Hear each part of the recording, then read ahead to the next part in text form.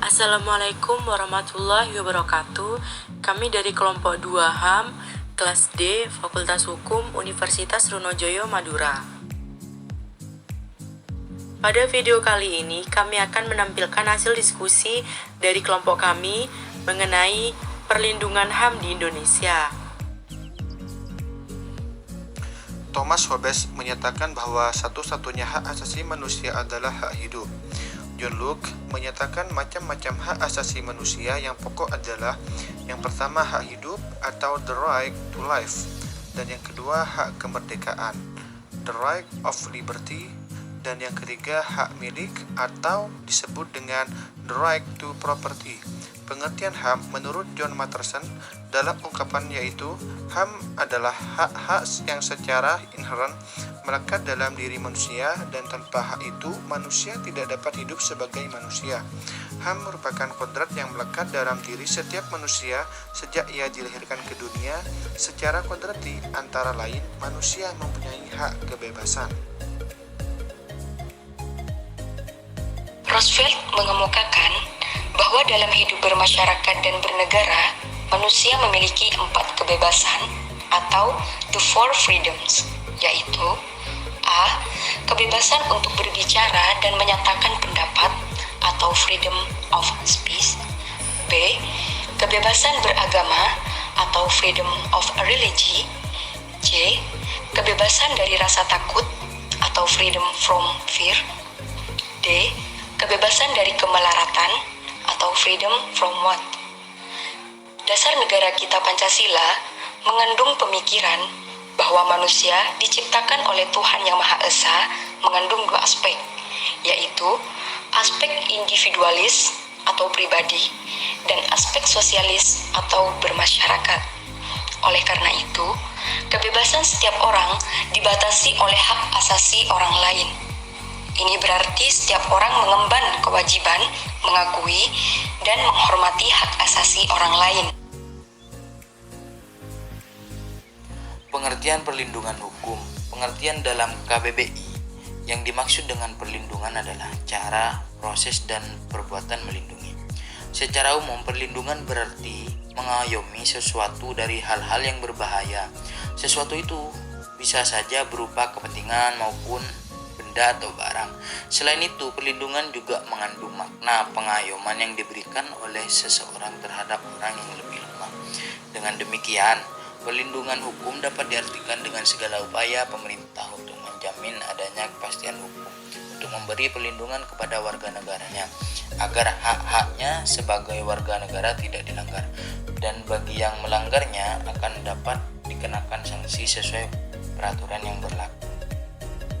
Sedangkan hukum adalah peraturan yang dibuat oleh pemerintah yang berlaku dan harus ditaati oleh semua masyarakat dalam suatu negara.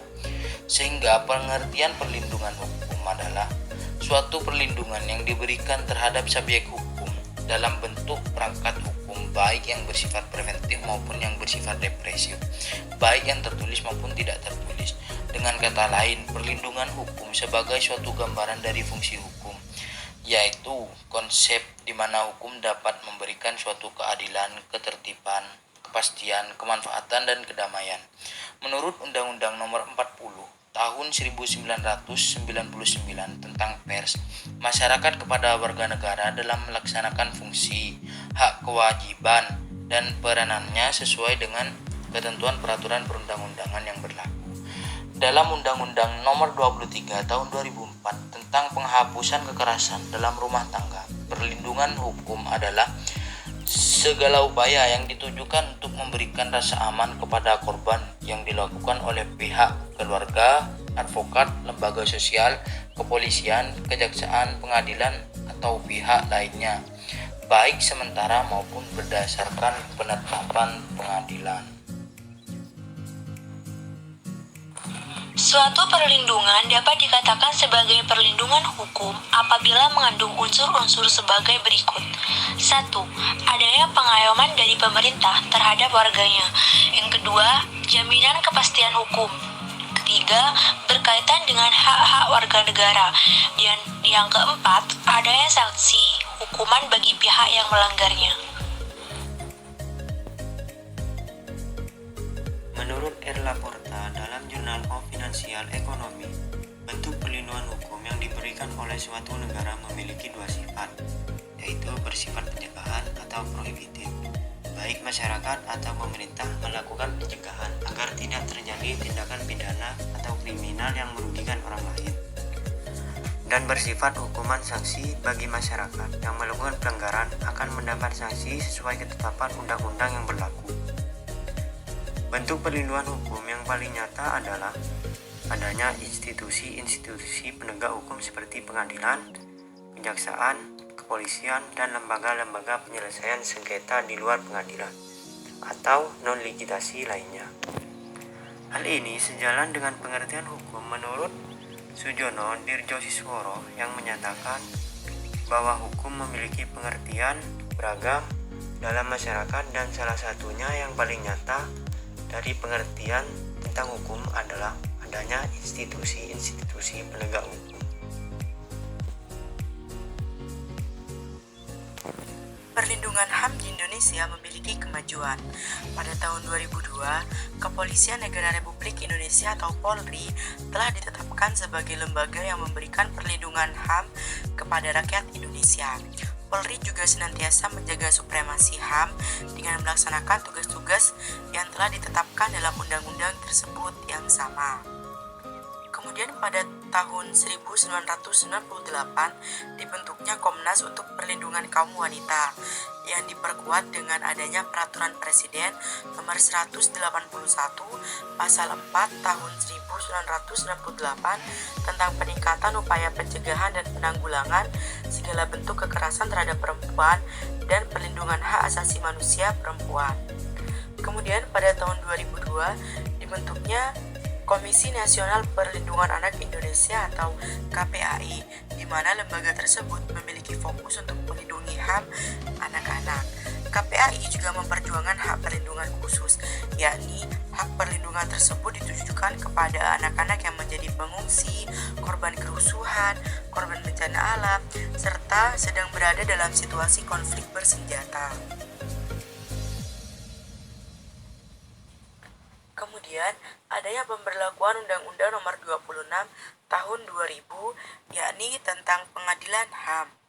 Hal tersebut ditengarai oleh banyaknya pelanggaran HAM berat yang terjadi dalam rentang waktu Indonesia baru merdeka hingga akhir masa Orde Baru.